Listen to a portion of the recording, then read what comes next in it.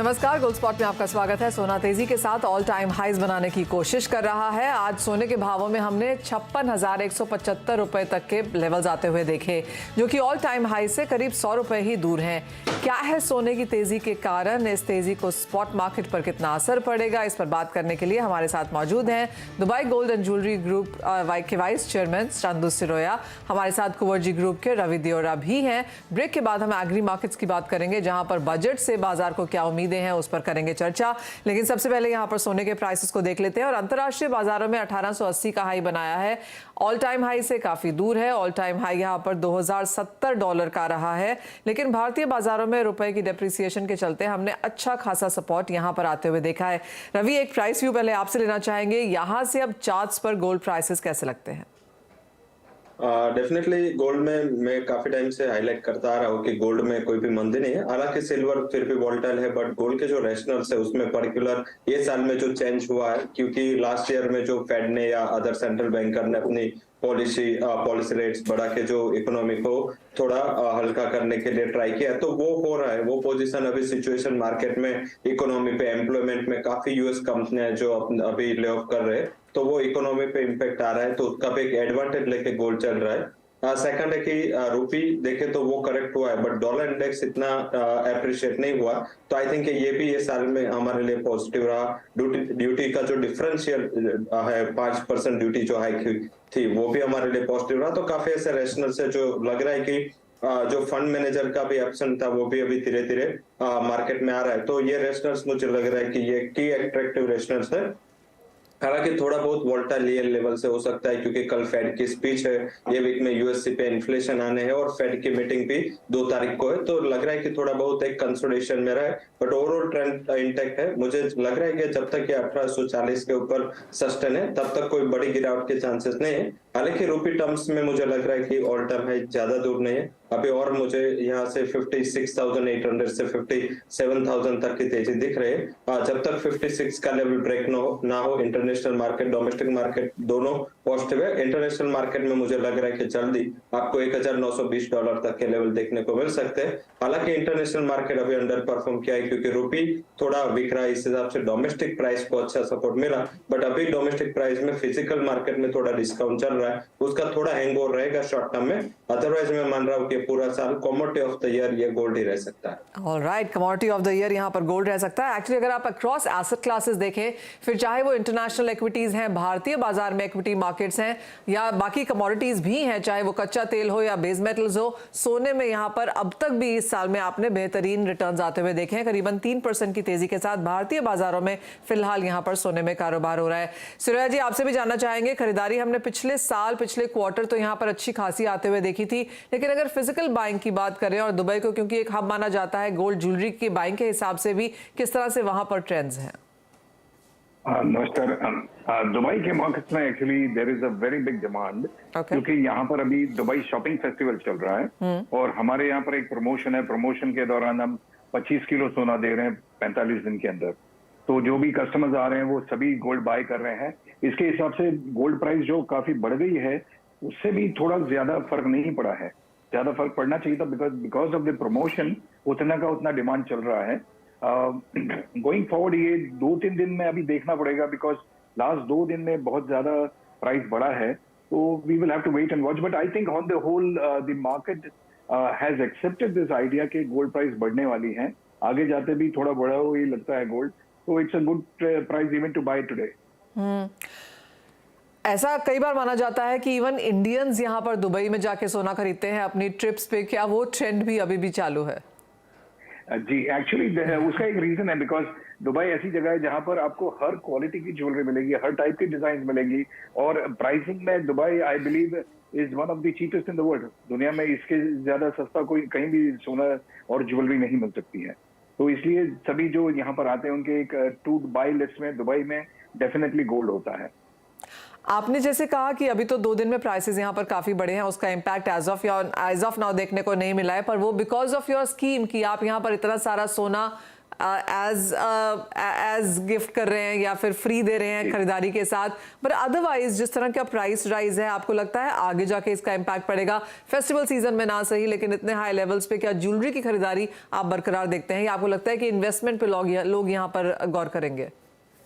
Definitely जैसे ही price बहुत ज्यादा बढ़ती है तो लोग एक पॉज करते हैं, वेट करते हैं कि कहीं वापस नीचे तो नहीं जाएगा। एंड जो लास्ट 4-5 दिन में हमने देखा है $100 ऊपर नीचे हो रहे हैं, तो जिनको अर्जेंट बाइंग नहीं है वो सभी पोस्टपोन करके बैठे हुए हैं। लेकिन जो टूरिस्ट हैं उसके हिसाब से हमारा बिजनेस अच्छा चल रहा है यहाँ पर। Definitely in the long term अगर गोल्ड प्राइस ऐसे ही बढ़ते रहे, ज्वेलरी डिमांड में फर्क आएगा। कुछ नंबर्स आप काम कर रहे हैं, जैसे रवि ने कहा कि gold commodity of the year इस साल भी यहाँ पर रह सकता है। आपको लगता है कि अगर प्राइसेस ऐसे लगातार बढ़ते रहे तो खरीदारी में कुछ इम्पैक्ट आएगा, या फिर बाइंग के तौर पर भी तेजी यहाँ पर बरकरार है? एक्चुअली खरीदी तो यहाँ पर सभी कर रहे हैं, बिकॉज और कौन से ऑप्शंस हैं आपके पास? The stock markets have gone down, हर चीज में कम हो रही है, सिर्फ एक ही ये चीज बढ़ रही है। तो लोग सोच रहे हैं कि अभी भी खरीद के आगे जाके थोड़ा बेच देंगे थोड़ा, तो there is a lot of speculation happening in the gold business right now. And सिर्फ गोल्ड, आपको लगता है डायमंड, सिल्वर, प्लैटिनम, ये सारे मेटल्स भी कहीं पिक कर रहे हैं? सिल्वर यस बहुत ज्यादा ऊपर नीचे चल रहा है वो भी। Platinum is study, but actually मैं अभी ज्वेलरी में एग्जीबिशन में था बॉम्बे में, तो platinum is becoming a fantastic opportunity for the jewellers, because gold से ऑलमोस्ट आधी प्राइस में है and it is suppose to be more expensive than gold. तो आजकल प्लैटिनम ज्वेलरी की बहुत डिमांड बढ़ती जा रही है। जी हाँ, मैं IGS जा नहीं पाई मिस्टर सिरोया, बट क्लियरली जो वहाँ पर गणपति है जिसमें कुछ 3000 डायमंड्स हैं, आई थिंक उसकी बात यहाँ पर काफी चल रही है। एंड IGS में आपका क्या व्यू है, किस तरह से क्या बायर्स थे? बिकॉज फुटफॉल तो इस बार भी बहुत ज्यादा था, लेकिन क्या लास्ट ईयर जैसी ऑर्डर्स और बाइंग थी? ये जो IGS सिग्नेचर है ये बहुत ही एक्सक्लूसिव शो है। यहाँ पर मासेस नहीं आती, क्लासेस आते हैं। Correct. जिनको सीरियस बाइंग करनी होती है वो आते हैं। तो I think there was very reasonably, I would say it was a good show and हमें बहुत अच्छी ज्वेलरी मिली है। And I think going forward also ये शो एक एक्सक्लूसिव शो ही रहेगा। ऑल राइट मिस्टर सुरैया, बहुत शुक्रिया साथ जुड़ने के लिए। तो क्लियरली ट्रेंड्स अभी भी यहाँ पर पॉजिटिव हैं, बाइंग अभी भी है, और दुबई में तो अच्छी खासी खरीदारी है। और क्यों ना हो, क्योंकि अगर आप सोना खरीद रहे हैं तो आपको साथ में फ्री सोना मिल रहा है, और 1 महीने के अंदर 25 किलो का सोना एज गिफ्ट के तौर पे वहाँ पे दिया भी जा रहा है। रवि, चांदी के प्राइसेस अब यहाँ पर कैसे नजर आते हैं? क्योंकि क्लियरली अगर हम पिछले 10 दिन को देखें, 2023 के नंबर्स को ही देखें, तो सोने ने चांदी को आउट परफॉर्म किया है अब तक। जरूर से चांदी में जो प्रॉब्लम रहा है वो बेस मेटल का एंड चाइना का रहा है। And China being a largest industrial user, वहां पे थोड़ा वोलेटाइल ट्रेंड था। कोविड और नो कोविड, पॉलिसी और नो पॉलिसी में वो पूरा फंसा था।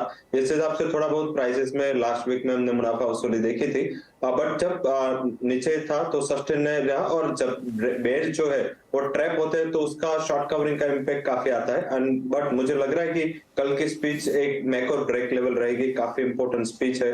कल 7:30 बजे इवनिंग में फेड रिजर्व चेयर अपनी स्पीच देंगे, क्योंकि अगर अभी मार्केट क्या मान के चल रहा है कि शायद फेड अपना रवैया बदलेगा, फेड का जो इंटरेस्ट रेट का पेस है वो कम होगा। बट अगर फेड की कल की स्पीच में ये नहीं दिखा और किसी को ऐसा नहीं लगा कि फेड ने ऐसा कुछ भी सोचा है, तो मेरे हिसाब से एक मुनाफा वसूली का प्रेशर शायद सिल्वर में कल थोड़ा बहुत आपको आता हुआ दिखे, तो थोड़ा कोशिश रहना है। बट ट्रेंड अभी भी इंटैक्ट है। एक माइनर हर्डल इंटरनेशनल मार्केट में 2470 का है।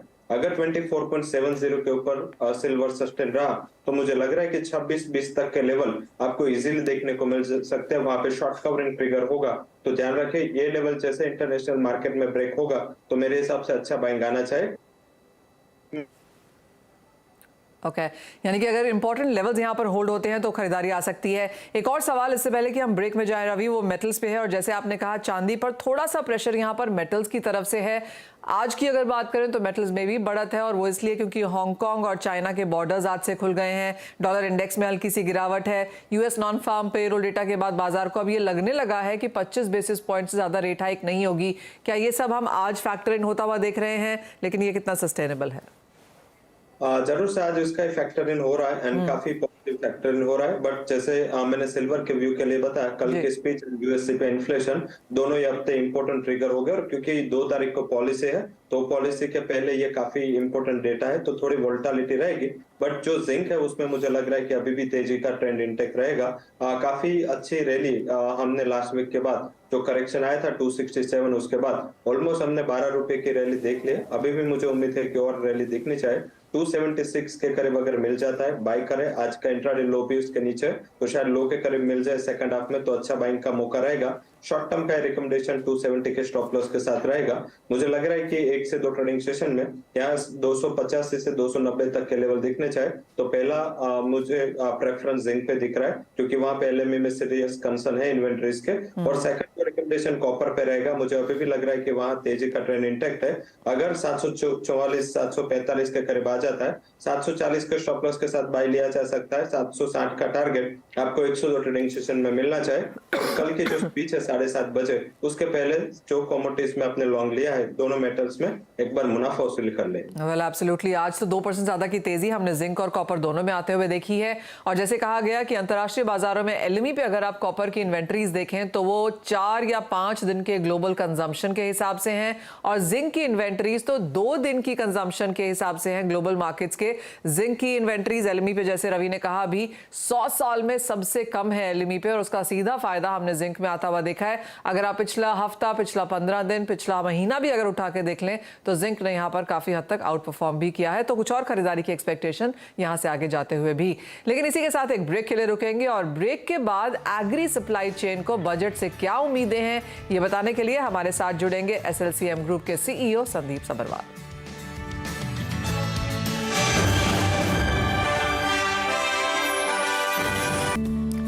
आपका स्वागत है हमारे साथ। अब बजट से क्या उम्मीदें हैं इस पर बात करने के लिए एसएलसीएम ग्रुप के सीईओ संदीप सबरवाल जुड़े हैं। संदीप नमस्कार, शुक्रिया शो में शामिल होने के लिए।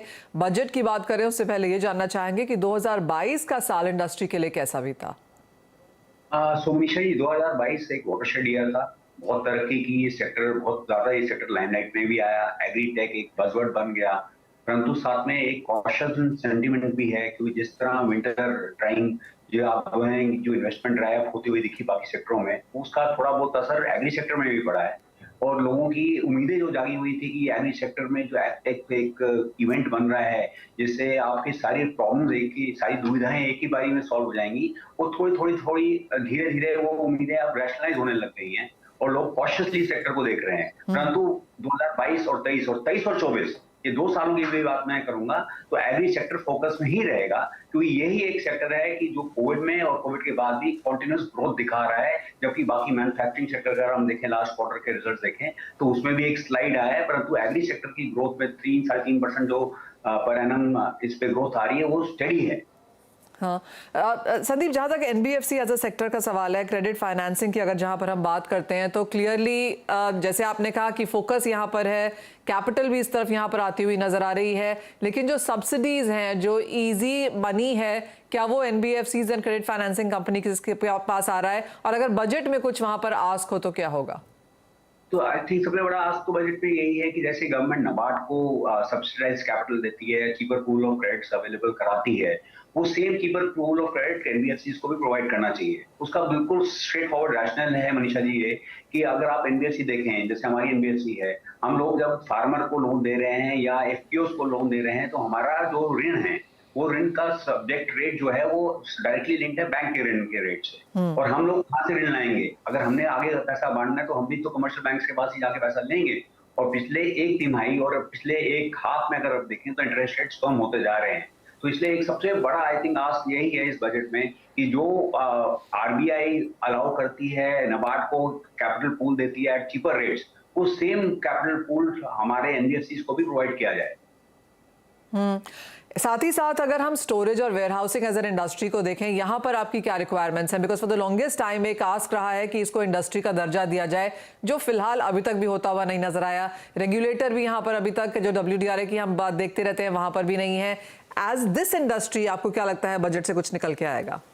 तो देखिए मनीषा जी, पिछले 3 बजटों से हम वेयरहाउसिंग इंडस्ट्री में एक बड़ा छोटा सा आस्क है हमारा, और वो आस्क है जीएसटी रैशनलाइजेशन का। इसका मैं आपको एग्जांपल देना चाहता हूँ कि अगर आप रबी और खरीफ की क्रॉप देखते हैं तो ये क्रॉप आती तो 4 महीनों में है, परंतु 12 महीने के में इसकी कंजम्पशन है, तो इसका मतलब 8 महीने एक क्रॉप गोदामों में रहेगी।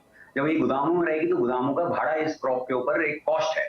अब जब हम लोग ये गोदाम भाड़े पे लेते हैं तो ये लीज ट्रीट की जाती है, कमर्शियल लीज, जिसपे हमारे पास 18% जीएसटी का इनपुट लगता है। परंतु जब हम इनको संचालन करके इसके आगे सर्विसेज देते हैं तो एग्री सर्विसेज में कोई जीएसटी लागू नहीं है। तो इसका मतलब क्या हुआ कि 18% जो कॉस्ट है वो हमारे बैलेंस शीट पे आ रही है। इसका ट्रांसलेशन समझिए कि जो हम सर्विसेज दे रहे हैं, जिसके ऊपर ये क्रॉप निर्भर है, उस सर्विसेज में 70% खर्चा वेयर हाउसिंग का है। तो 70% के ऊपर 18% आपकी कॉस्ट बढ़ रही है ज्यादा। इसका मतलब क्या होगा कि सीधा 12% का कॉस्ट आपका बढ़ रहा है एनुअली। और वो हम बार बार ये कह रहे हैं कि जो गोदाम संचालन हो रहे हैं एग्रीकल्चर इनपुट के लिए, उनके ऊपर जीएसटी हटाया जाए और उसका हमारे को बेनिफिट मिलना चाहिए। ये और इससे क्या है, इन्फ्लेशन ही कम होगी, क्योंकि अगर हमारे कॉस्ट 12% घटेगा तो कंज्यूमर को ही 12% घट के मिलेगा ना जी। आशा करते हैं, जैसे आपने कहा 3 साल से आप ये आस कर रहे हैं, आशा करते हैं कि इस बार हमें यहाँ पर कुछ पॉजिटिव इस लिहाज से देखने को मिले। संदीप, एक और चीज, जैसे आपने कहा काफी सारे बज़वर्ड्स रहे हैं पिछले 2 साल में, एग्री टेक भी एक बज़वर्ड रहा है। टेक्नोलॉजी जिस तरह से हमने यहाँ पर एग्रीकल्चर एज अ सेक्टर में आते हुए देखी और जिस तरह का पुश सरकार की तरफ से आया है, यहाँ पर क्या उम्मीदें हैं? देखिए, एग्री टेक में एक इम्पोर्टेंट पॉइंट तो ये है कि जो माहौल बन गया है वो माहौल ये है कि सबको ये उम्मीद आ गई है कि जैसे ई कॉमर्स सेक्टर में एक आया या यूपीआई से एक रेवोल्यूशन इस कंट्री में आया, एग्री टेक से भी वो रेवोल्यूशन आएगा। वो रेवोल्यूशन एक्चुअली आज की डेट में नहीं है, वो रेवोल्यूशन पिछले 7 साल से आ रहा है। सिर्फ ये है कि इससे पिछले 1.5 सालों में कोविड के बाद इसका जो हाईलाइट, ये एक सेक्टर हाईलाइट हो गया कि एग्री टेक से रेवोल्यूशन जल्दी आएगा और इसमें संचारू रूप से हमारे फार्मर्स को, हमारे इंटरमीडिएट को बहुत हेल्प मिलेगा। इसमें ये भी देख रहे हैं हम कि गवर्नमेंट की तरफ से काफी सारा पुश है। अब ईनाम एक इनका बहुत बड़ा प्रोजेक्ट जो चल रहा है, इसमें हमारा यही आस है कि एग्रीटेक सेक्टर को या जो भी टेक्नोलॉजीज आ रही हैं जिसकी वजह से हमारे स्टोरेज लॉसेस कम होते हैं या फाइनेंशियल इंक्लूजन होती है, उस सेक्टर को थोड़ा बहुत टैक्स बेनिफिट्स मिलने चाहिए, कोई टैक्स इंसेंटिव्स मिलने चाहिए, ताकि इस जगह पे और एंटरप्रेन्योर्स आए और कंपनीज आए एंड और जो रेगुलरली कंपनीज इसमें काम कर रही हैं उसका बेनिफिट लेके आगे कंज्यूमर को पास ऑन करें। एब्सोल्युटली। संदीप, बहुत शुक्रिया साथ जुड़ने के लिए। आपने बहुत ही सिंपल, सटीक और डायरेक्ट तरीके से हमें ये बताने की कोशिश करी है कि क्या कुछ एक्सपेक्टेशंस हैं यहाँ पर, क्या आस्क हैं और क्या उनका यहाँ पर फायदा हो सकता है कंज्यूमर को और किसान को भी यहाँ पर आगे जाकर। तो होपफुली फाइनेंस मिनिस्टर उसको यहाँ पर जरूर मद्देनजर रखेंगे। बहुत शुक्रिया साथ जुड़ने के लिए।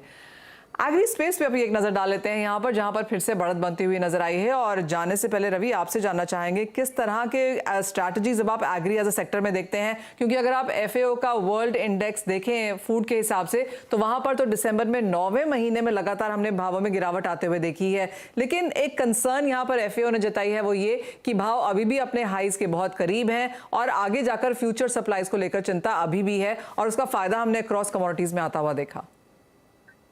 जरूर से अक्रॉस द कमोडिटी अभी नया बेस बन गया, वो मान के चल जाना चाहिए, क्योंकि काफी टाइम होता है कि हम पुराने लोस देख के लोग ऐसा सोचते हैं कि प्राइस वहां आएगा। पर मुझे लग रहा है कि जो एक बड़ा रिस्ट्रक्चर हुआ, बड़ा कोविड के बाद सप्लाई डिस्टर्बेंस हुआ, रशिया यूक्रेन वॉर के बाद जो अभी हुआ है, तो सब अभी कंजर्वेटिव होकर चल रहा है और प्राइसेस यही रहेंगे। प्राइसेस में मुझे कोई बड़ी सिग्निफिकेंट गिरावट की एक्सपेक्टेशन ना तो ऑयल एंड ऑयल सीड में दिख रहे, ना तो स्पाइसेस और ना तो गुआर कॉम्प्लेक्स में दिख रहे। मुझे लग रहा है कि प्राइसेस इंटेक रहने चाहिए। फार्मर के लिए भी पॉजिटिव है और पूरी इंडस्ट्री एंड सप्लाई चेन के लिए भी पॉजिटिव है, क्योंकि एग्रीकल्चर अगर प्राइस बढ़ेगी तो एज ए इकोनॉमी हमें फायदा होगा, क्योंकि इंडिया में 50% तक पॉपुलेशन है वो एग्री या डायरेक्टली और इनडायरेक्टली ये एग्रीकल्चर के साथ जुड़ा हुआ है। तो एज ए इकोनॉमी भी हमें काफी उसका फायदा होना है। और एग्री एंड रूरल कंजम्पशन की स्टोरी कोविड में भी नेगेटिव नहीं गई थी, तो मुझे लग रहा है कि ये स्टोरी आगे इंटेक रहेगी। प्राइसेस में मुझे अभी भी लग रहा है कि अभी वैक्यूम है, वो अभी गुआर कॉम्प्लेक्स एंड ऑयल सीड में, सोया ऑयल, CPO एंड सोयाबीन में मैं मान रहा हूँ कि जो इंटरनेशनल लिंक कमोडिटी है उसमें बॉटम बन गया है और शॉर्ट कवरिंग की एक्सपेक्टेशंस रखनी चाहिए।